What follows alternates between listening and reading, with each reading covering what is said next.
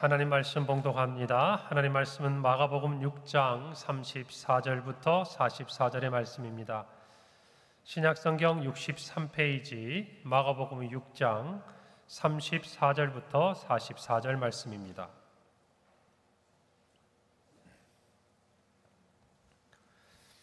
저와 한 절씩 교독하시고 마지막 절 합독하겠습니다. 예수께서 나오사 큰 무리를 보시고 그 목자 없는 양 같음으로 인하여 불쌍히 여기사 이에 여러 가지로 가르치시더라.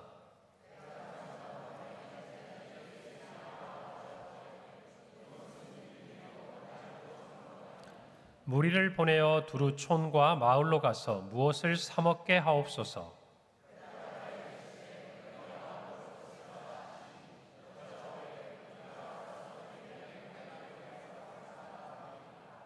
이르시되 너희에게 떡 몇 개나 있는지 가서 보라 하시니 알아보고 이르되 떡 5개와 물고기 2마리가 있더이다 하거늘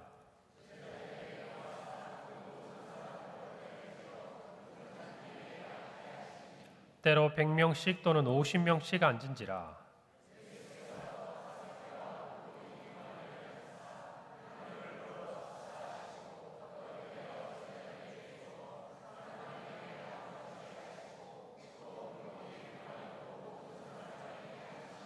다 배불리 먹고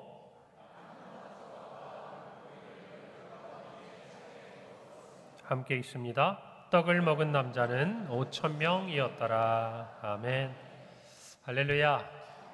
오늘은 맥주 감사 주일입니다. 제가 말씀드리지 않아도 여기 이렇게 현수막이 딱 걸려 있고 오늘 이렇게 좌우에 꽃이 있고 너무 예쁘죠? 보니까 이렇게 오늘 맥주 감사 주일의 의미를 담아서 보리가 이렇게 딱 장식이 되어 있습니다. 참 교회가 분주하게 여러 사역들을 합니다마는 곳곳에서 보이지 않게 이렇게 섬기시는 귀한 손길들이 있어서 우리 모두의 마음이 정말 예배를 드려 나와서 이 강단만 바라보아도 주님을 향한 감사가 이렇게 커져가는 것 같습니다. 섬겨주시는 귀한 손길들에 감사드리고 어쩌면 오늘 이 예배를 드리는 많은 성도들 가운데 하나님을 향한 감사의 마음을 가장 크게 느끼는 분들 중에 한 분들이 바로 섬기는 손길들이 아닐까 생각을 해봅니다. 그 외에도 정말 오늘 예배를 위해서 섬기시는 모든 손길들 하나님이 기억하시고 은혜 주실 줄 믿습니다. 여러분, 우리에게 감사주일 그러면 기억나는 두 주일이 있어요. 바로 맥주 감사주일, 또 하나가 뭐죠? 추수감사주일. 물론 매주 우리의 예배는 하나님을 향한 감사의 표현입니다만은 특별히 우리가 기억하고 또 기념해서 지키는 이 주일에는 우리가 하나님 앞에 일상의 감사를 벗어난 특별한 감사를 드리는 날이죠. 우리가 이와 같은 일들을 지나갈 때에 그 의미들을 모르면 그냥 오늘 주일이구나, 맥주 감사 주일이구나, 1년에 한 차례씩 오는 주일이구나 이렇게 생각하게 돼요. 여러분, 그러나 그 의미를 알게 되면 보다 깊은 감사를 드릴 수가 있는 것이죠. 어쩌면 우리가 추수감사를 하면 추석도 좀 가까이 있고 우리 명절과도 좀 맞닿아 있기 때문에 그 의미가 더 커요. 그래서 감사에 대한 우리의 표현이라든지 하나님을 향한 마음이라든지 이런 부분도 감사가 넘쳐나는데 우리나라가 이 이스라엘과의 이 농경의 어떤 시간, 이 절기가 다르다 보니까 맥주감사주일은 조금의 그 의미를 잘 모르시는 것 같아요. 그래서 그냥 한 주일 지나가는 것처럼 그렇게 지나가는 분들도 많아요. 그러나 하나님께서 이 맥주 감사를 우리에게 말씀하신 이유는 우리에게 더 큰 감사와 은혜를 주시기 위함인 줄로 믿습니다. 이스라엘 사람들에게 명절이 있죠. 3번의 큰 명절이 있습니다. 첫 번째가 유월절이고 그 다음에가 맥주절이에요. 그리고 3번째가 바로 수장절이라고 이야기를 합니다. 위에 3대 절기들은 신앙의 어떤 의미들을 담고 있지만 또 하나는 농사와도 밀접한 관련이 있다는 것을 저와 여러분은 압니다. 특별히 이 맥주감사주일은 보리를 추수하는 때예요. 그런데 이 보리 추수가 가나안의 농경사회에 있어서는 첫 번째 추수가 되는 겁니다. 그 이후에 이어지는 수장절에는요, 올리브라든지 포도라든지 무화과라든지 그 땅에서 나는 열매들, 과실들을 추수하고 또 밀의 끝 추수를 하는 시간이죠. 출애굽기 23장 16절에 보니까 하나님은 이스라엘 백성들에게 이렇게 말씀하셨습니다. 맥추절을 지키라.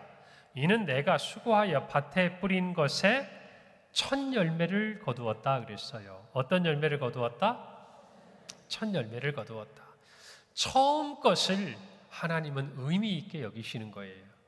여러분, 우리들도 이 처음이라는 것들에 대해서 굉장히 큰 의미들을 주지 않습니까? 첫 직장, 그렇죠? 또 우리가 무엇인가를 처음 시작할 때 내가 처음 다닌 교회, 이런 의미들이 우리에게는 늘 마음의 고향처럼 남아있잖아요. 그래서 우리가 전에 말씀드린 대로 내 첫 월급, 첫 수입을 받은 것을 기쁨으로 하나님께 드렸던 우리 신앙의 좋은 전통들도 있습니다. 여러분, 제가 이렇게 결혼하고 그럴 때 그런 생각이 제가 문득 들었어요. 그때는요, 결혼식을 할 때 토요일에 보통 결혼을 하잖아요. 그러면 주일 예배를 드렸어요.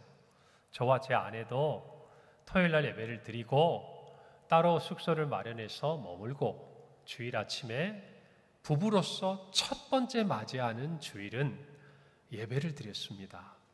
그리고 수학여행이 아니죠. 신혼여행은 저녁 차를 타고 공항에 가서 저희들이 신혼여행을 떠났어요. 저뿐만이 아니라 저와 같이 믿음 생활했던 많은 친구들이 그렇게 했었고, 그때는 그것이 우리 믿음에 있어서 너무나 자연스럽게 여겨지는 어떤 부분들이 있었습니다. 왜 그런 의미를 가졌을까요? 내가 혼자 살다가 부부라는 아름다운 가정을 이루고 하나님께 드리는 첫 주일, 그 의미들을 하나님 앞에 소중히 여겼기 때문입니다. 저는 바라기는 이제 이미 결혼한 우리의 자녀들에 대해서 말하고 싶은 건 아니지만, 적어도 우리의 자녀들이 믿음 안에서 가정을 이루고 있다면 이런 부분에 대해서 한국교회가 가지고 있는 믿음의 아름다운 전통들이 잘 세워지기를 바랍니다. 바랍니다. 네, 아멘 하신 분들에게 하나님께서 응답하실 줄 믿습니다. 여러분, 이것이 큰 믿음의 유산이에요.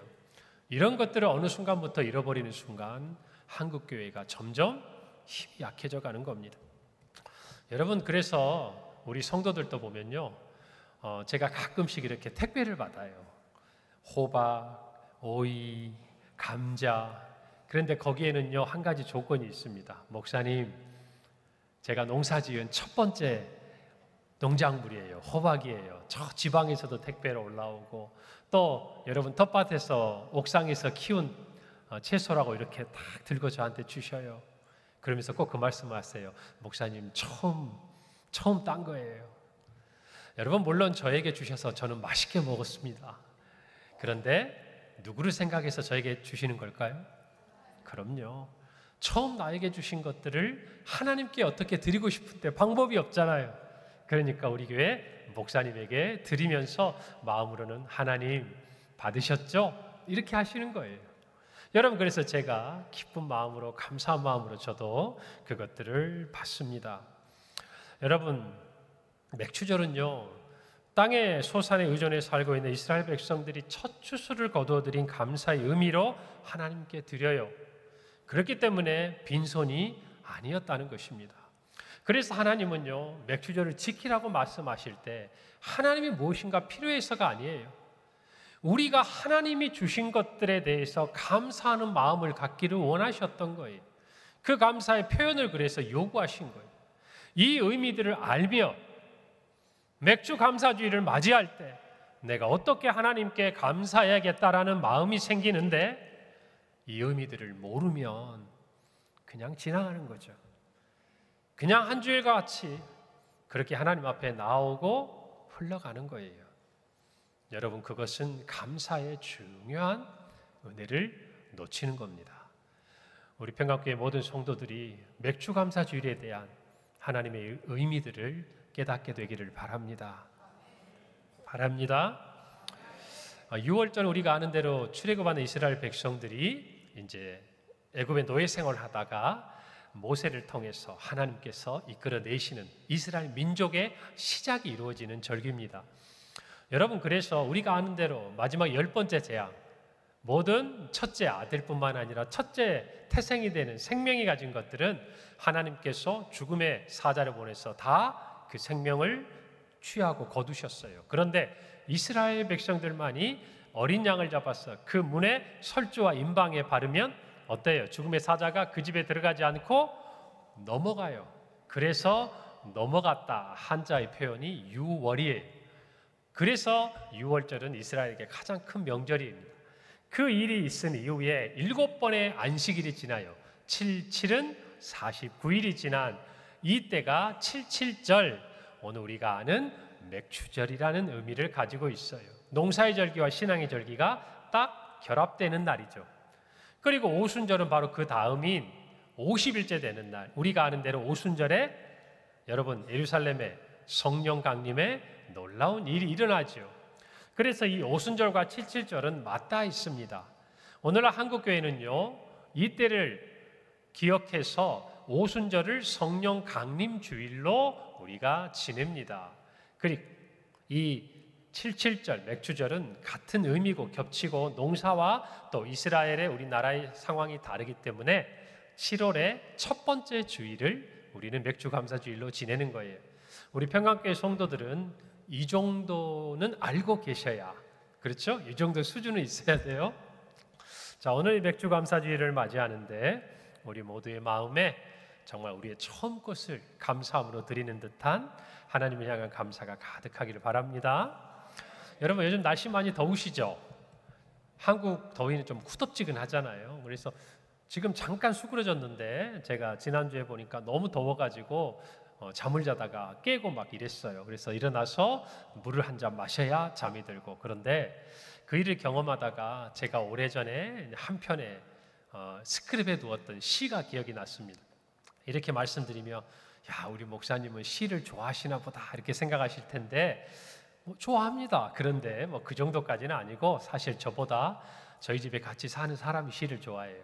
그래서 제가 약간 그 영향을 받았습니다. 그래서 이렇게 시를 접하면서 좋은 부분이 있으면 좀 이렇게 따로 모았다가 사실 한 번씩 읽는데 이렇게 설교를 준비하다 보면 문득 생각날 때가 있어요. 오늘 또 그 한 편의 시가 생각이 났는데, 여러분 제가 가끔 인용했던 풀꽃 시인 나태주 시인을 제가 몇 번 언급해 드렸잖아요. 그런데 이 나태주 시인의 시 중에 한밤중에라는 시가 있는데 제가 한번 읽어 드릴 테니까 여러분들께서 한번 잘 들어보시고 생각해 보세요. 한밤중에 까닭없이 잠이 깨었다. 우연히 방 안의 화분에 눈길이 갔다. 바짝 말라있는 화분. 너였구나.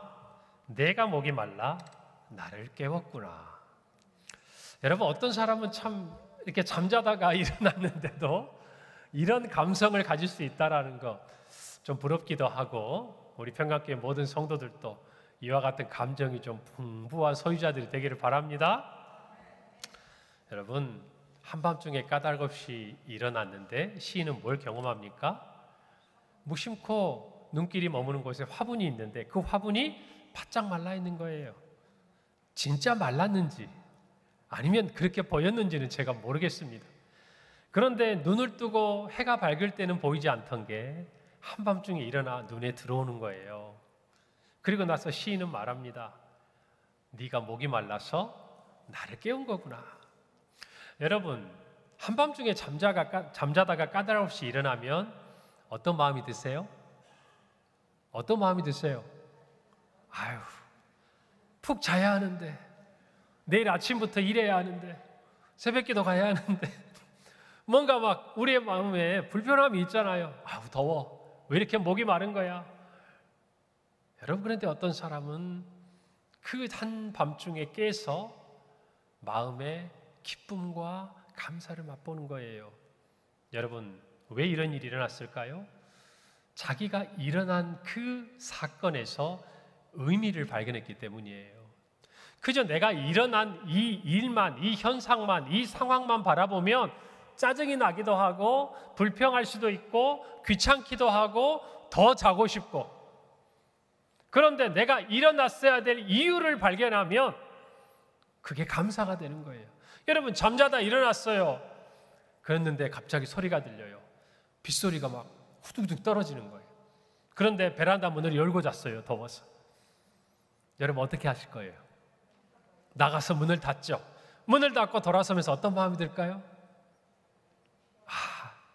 빗소리에 내가 깬 게 다행이구나. 안 그랬으면 빗물이 다 들이칠 뻔했네. 우리 일상을 봐도 마찬가지. 우리는 그게 짜증스럽고 우리는 그게 그렇게 감사할 일이 아니고 우리는 그게 오히려 귀찮고 원망하고 불평한 일일 수 있는데 그 일에서 어떤 의미를 발견하면 전혀 다른 감정이 우리 안에 나타난다는 거예요. 여러분, 저와 여러분은 이와 같은 마음을 갖게 되기를 바랍니다. 여러분, 이것은요 저절로 생기는 게 아니에요. 어쩌면 이 시인의 감성이 늘 작은 것들을 놓치지 않고 작은 것들에도 의미를 부여하고 내 삶의 어떤 순간에 어떤 이유는 없을까라고 생각했던 그것들이 갑자기 맞닥뜨린 그 상황에서 나타나는 거예요. 신앙도 마찬가지예요.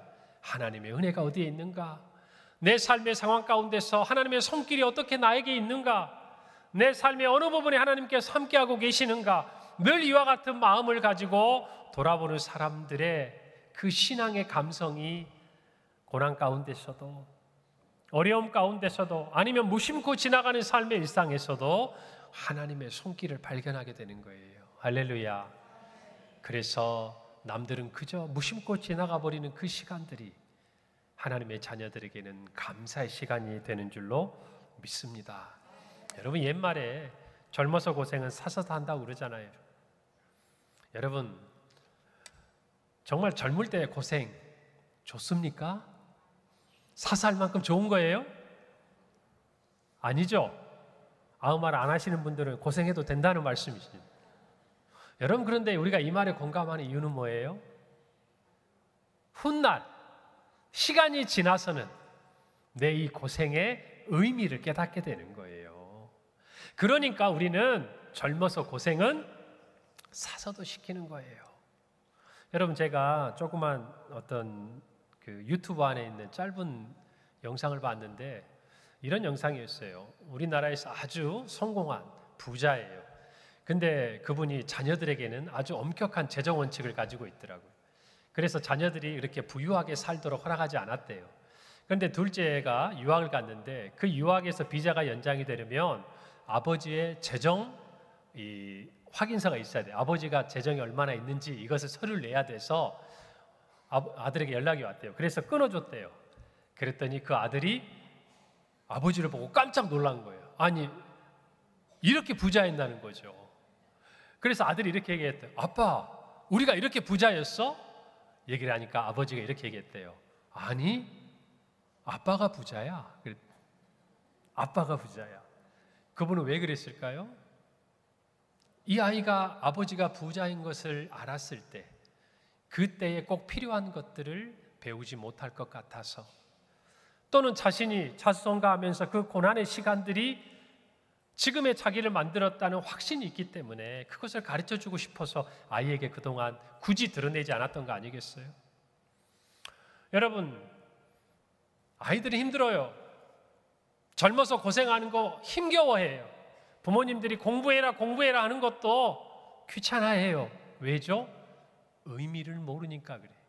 지금 하는 이 고생이, 지금 하는 이 공부가 나중에 훗날 어떤 의미로 다가올 것인지 모르니까 힘든 거예요. 그런데 그것을 알아버린 어른들은 계속 얘기하는 거예요. 왜? 그 의미를 알기 때문에. 여러분, 오늘 저와 여러분도 마찬가지, 신앙생활에서도 마찬가지예요. 고난을 겪을 때 우리는 그 고난 속에서 힘들어합니다. 무심코 일상을 지나갈 때 그냥 쳇바퀴 도는 우리의 일상이 무슨 의미가 있는지 잘 몰라요. 그러나 어느 순간 우리의 고난과 우리의 일상에 하나님의 뜻이 이것이었구나 라는 것을 깨닫게 되는 순간 우리의 그 시간들에 대한 생각들은 완전히 달라지는 거예요.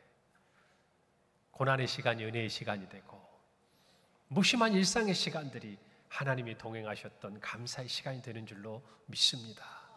여러분, 그래서 우리는 이 부분에서 예민해야 돼요.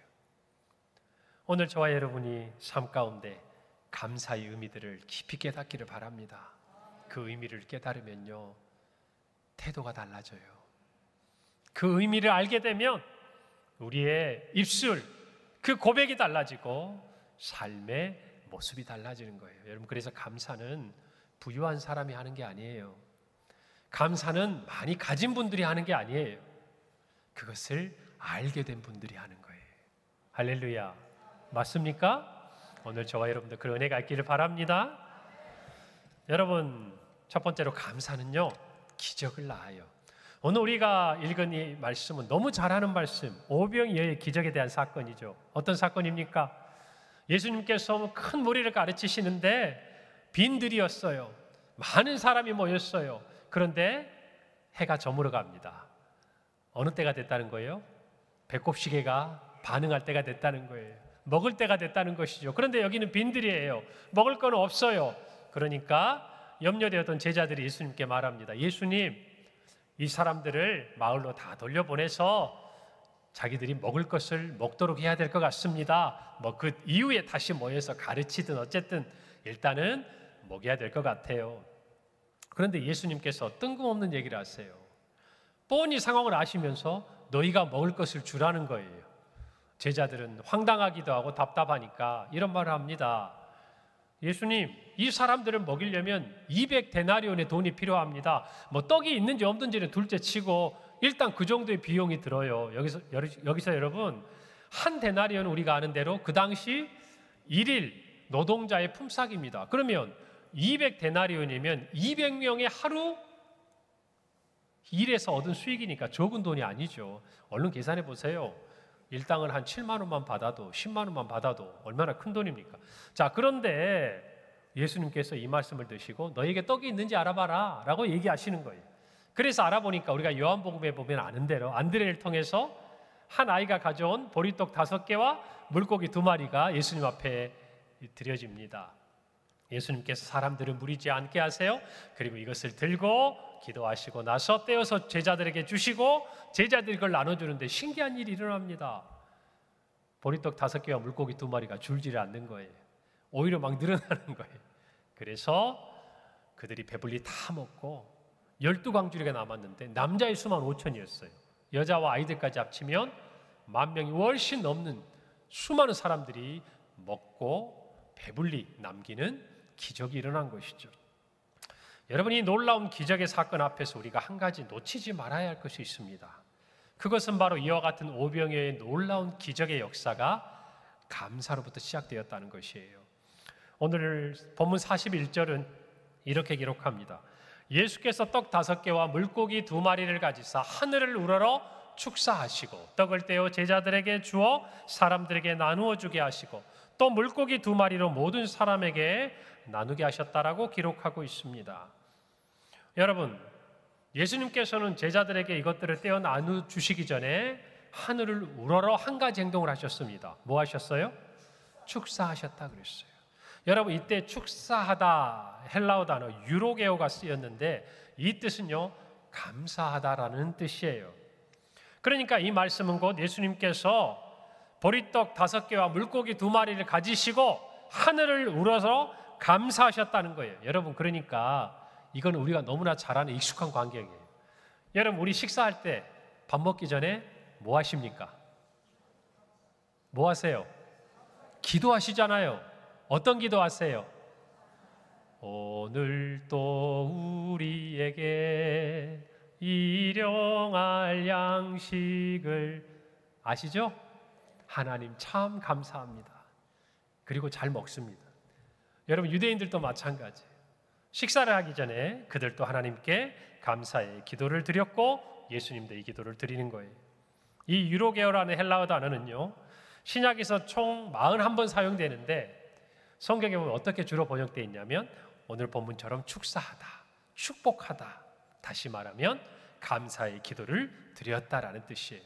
자, 여러분, 예수님께서 이 오병이어의 기적을 일으키시기 전에 그 출발선에서 지금 뭐 하신 거예요? 감사하신 거예요. 감사의 기도를 하신 거예요. 여러분, 한번 잘 생각해 보세요. 지금 몇 명이 앉아 있어요? 남자만 5,000명이 앉아 있어요. 그것도 기가 막힌 상황인데 지금 내 손에는 뭐가 들려 있어요? 보리떡 5개와 물고기 2마리 있어요. 여러분, 많은 떡과 물고기가 있는데 예수님이 그 중에 5개와 2개만 들고 기도하신 게 아니에요. 손에 든 게 전부였습니다. 이게 감사할 상황입니까? 염려가 되죠. 도리어 근심이 되고 제자들처럼 걱정이 되는 상황 아니겠습니까? 그런데 불구하고 예수님께서는 가진 것이 없었음에도 지금의 상황은 이 물고기 2마리와 보리떡 5개로는 해결할 수 없다는 것을 너무나도 잘 알고 계심에도 예수님은 감사로 시작하셨어요. 여러분, 우리의 손에 가진 것들이 너무나 초라해 보일 때가 있습니다. 이것 가지고는 이 문제가 해결이 안 돼요. 우리가 가진 것으로, 우리의 능력으로는 도무지 이것을 해결할 수 없어요. 이스라엘 백성들이 눈앞에 놓여있는 홍해를 바라보면 여러분, 하나님의 놀라운 기적을 상상할 수 있는 게 아니라 이제는 꼼짝없이 우리는 뒤에서 쫓아오는 애국 군대에게 다 죽었다라고 얘기할 수밖에 없어요. 그러면 불평할 수밖에 없고 원망할 수밖에 없어요. 그러나 그 순간 예수님처럼 감사의 손을 들면 기적이 일어날 줄로 믿습니다. 여러분, 이것이 오늘 본문 말씀을 통해 우리가 깨달아야 할 것들이에요. 출애굽한 이스라엘 백성들이 광야를 지나갑니다. 먹을 것이 어디가 있겠어요? 마실 물이 어디가 있겠어요?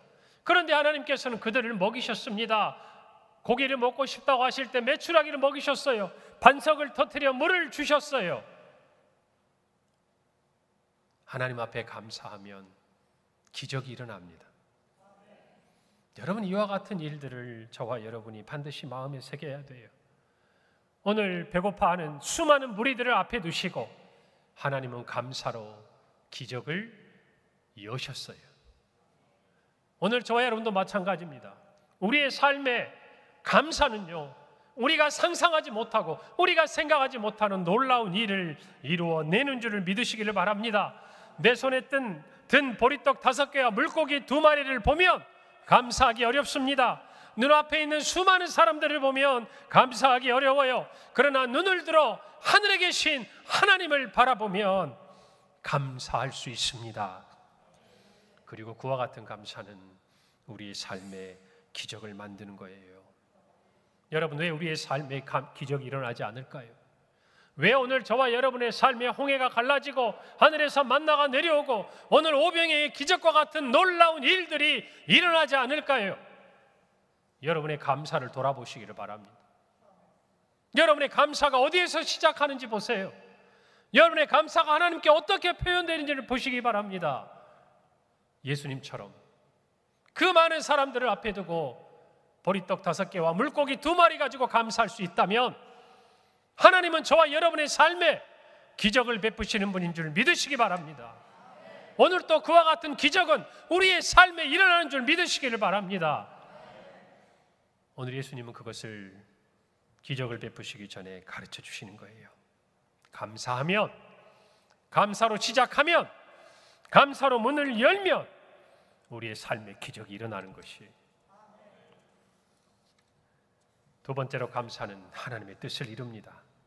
여러분, 오늘 본문 말씀과 비슷한 예수님의 모습이 등장하는 성경의 한 구절이 있습니다. 바로 십자가를 앞에 두고 제자들과 함께 최후의 만찬, 마지막 식사를 하실 때 모습이에요. 마가복음 14장 22절 23절입니다. 그들이 먹을 때 예수께서 떡을 가지사 축복하시고 떼어 제자들에게 주시매 이르시되 받으라, 이것은 내 몸이니라 하시고 또 잔을 가지사 감사기도 하시고 그들에게 주시니 다 이를 마시매 이르시되 이것은 많은 사람을 위하여 흘리는 나의 피 곧 언약의 피다라고 말씀하셨습니다. 이 만찬이 끝난 이후에 예수님은 기도하러 가신 자리에서 군사들과 병정들에게 잡혀서 고난을 받으시고 신문을 받으시고 십자가에 달려 죽으시는 일들이 진행이 됩니다. 여러분, 그 마지막 순간에 예수님은 제자들과 이 최후의 만찬을 하시면서 오늘 성경에 보니까 떡을 가지사 축복하셨다 그랬어요. 뭐 하셨다?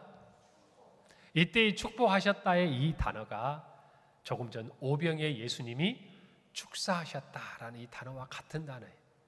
그러니까 다시 말하면 예수님은 자기의 죽음을 앞에 둔 그 순간 자기의 몸, 이제 그 찢겨질 몸을 상징하는 떡을 떼어주시면서 뭐 하신 거예요? 뭐 하신 거예요? 축복하셨다. 다시 말하면 감사하신 거예요. 자기는 어떻게 될 건데? 이 몸이 찢기고 피를 흘리고 십자가에 죽게 될 것인데, 잔을 주시면서 감사기도 하셨어요. 뭐 하셨다고요? 감사기도 하셨다고요. 이제는 자기가 십자가 위에서 물과 피를 다 쏟아 죽게 될 것인데, 그것을 상징하는 잔을 주시면서 뭐 하셨어요? 감사기도 하셨어요. 여러분, 어떻게 예수님이 이렇게 기도하실 수 있었을까? 어떻게 자기의 죽음을 앞에 두고 감사하실 수 있었을까? 여러분, 우리의 삶에 우리가 생각하지 못하는 하나님의 놀라운 기적이 일어나는 것 너무나 귀한 일입니다.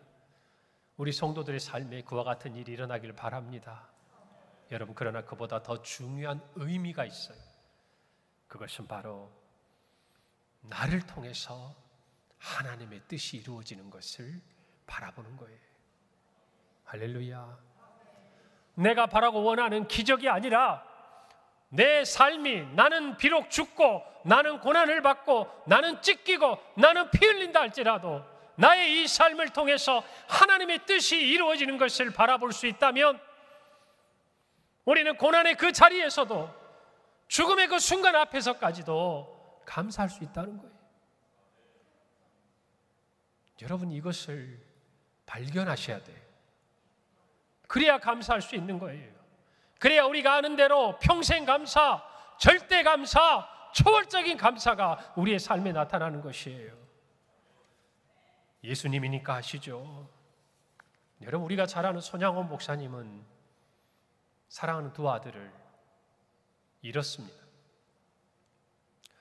여러분, 그 소식을 들은 이후에 손 목사님은 덤덤하게 예배를 인도하셨어요. 그리고 이런 기도문을 드렸다고 하지요.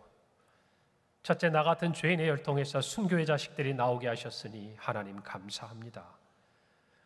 둘째, 허다한 많은 성도들 중에 어찌 이런 보배들을 주께서 하필 내게 맡겨주셨는지 그 또한 감사합니다. 삼남 삼녀 중에서도 가장 아름다운 두 아들 장자와 차자를 바치게 된 하나님 감사합니다. 한 아들의 순교도 귀하다 하거늘 하물며 두 아들의 순교니 하나님 감사합니다. 예수 믿다 누워 죽는 것도 큰 복이라 하거늘 하물며 전도하다 총살 순교당한 것 감사합니다. 미국 유학 가려고 준비하던 내 아들 미국보다 더 좋은 천국에 갔으니 내 마음이 안심되어 감사합니다. 나의 사랑하는 두 아들을 총살할 원수를 회개시켜 내 아들 삼고자 하는 사랑의 마음을 주신 하나님 감사합니다. 내 두 아들의 순교로 말미암아 무수한 천국의 아들들이 생길 것이니 이로 인해 감사합니다. 이 같은 역경 중에서도 8가지 이상의 하나님을 찾는 기쁨과 감사의 마음 주신 그리스도께 감사합니다. 마지막으로 이렇듯 과분한 복을 누리게 하시니 감사합니다. 여러분, 어떻게 이럴 수 있죠? 어떻게 이럴 수 있냐? 목사님은 우리가 깨닫지 못하는 의미를 발견한 거예요. 다른 사람들은 슬픔에 빠져 있고 분노에 빠져 있고 두려움에 빠져 있는 그 순간에 두 아들을 향한 하나님의 뜻을 발견한 거예요. 그것을 발견하면 감사하는 거예요. 하나님은요, 감사하는 사람을 통해서 자기의 뜻을 이루십니다. 이것을 기억하셔야 돼요. 원망하는 사람, 불평하는 사람, 갈등을 일으키고 평화를 깨뜨리는 사람을 통해서 하나님은 하나님의 고귀한 뜻을 이루지 않으세요. 그들은 악인도 악한 날에 쓰신다는 말씀처럼 자신들의 죄로 인해서 하나님의 뜻에 악하게 쓰임받을 뿐이에요. 사랑하는 성도 여러분, 이 맥주 감사주일에 감사로 하나님의 뜻을 이루어 가시기를 바랍니다.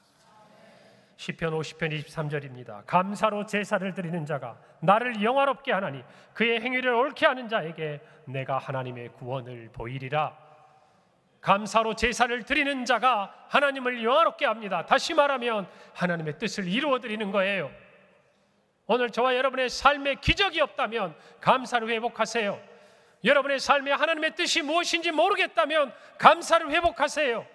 그것이야말로 우리의 삶에 기적을 일으키고 하나님의 뜻대로 쓰임받게 하는 놀라운 하나님의 은혜의 한 줄기 빛이 되리라고 저는 믿습니다.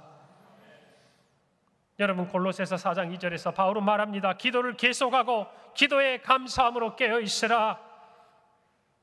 여러분, 이 본문을 직역하면 깨어있으라, 기도 안에서, 감사 안에서. 우리가 영적으로 깨어있다는 것은 기도하고 있다는 것이요, 감사 입술이 있다는 거예요. 감사의 마음이 있고 감사의 표현이 있고 감사의 섬김이 있다는 거예요.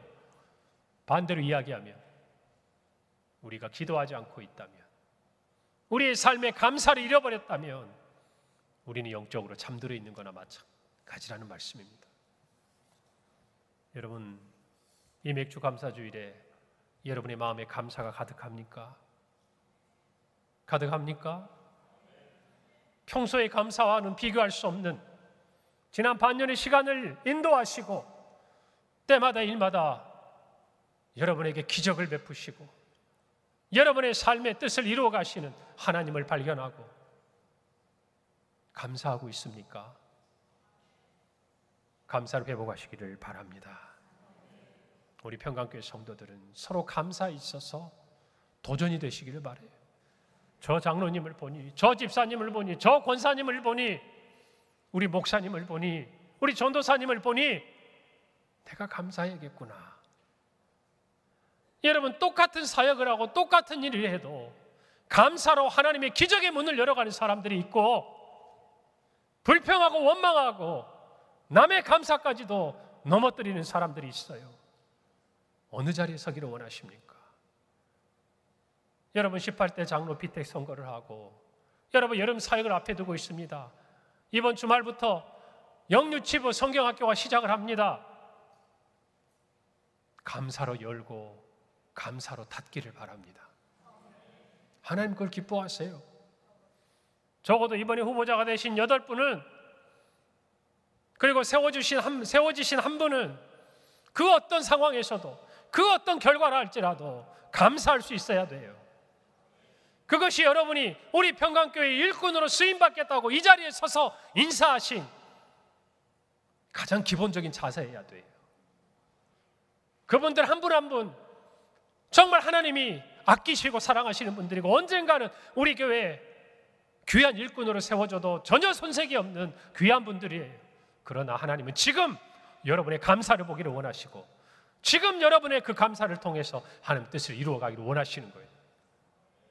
우리 교우들도 다 마찬가지. 힘겹게 감사하고 있고 어떻게 해서든지 감사하려고 하는 그 마음 흔들어서는 안 되는 거예요. 여러분 모두가 감사함으로 정말 우리 교회가 감사의 그 고백을 통하여 기적을 체험하고 하나님의 뜻을 이루어드리는 교회가 되고, 우리 가정이 되고, 또 우리의 일터가 되고, 이 나라와 이 민족이 되어야 할 줄로 믿습니다. 하나님의 베푸시는 기적이 여러분의 삶에 있기를 원하십니까? 더 나아가 여러분의 삶에 하나님의 뜻이 이루어지기를 원하십니까? 감사를 붙잡으시기 바랍니다. 감사는 기적을 낳습니다. 하나님은 감사하는 사람을 사용하시는 거예요. 오늘 저와 여러분 이 믿음 안에서 감사하는 하나님의 자녀들이 되기를 바랍니다.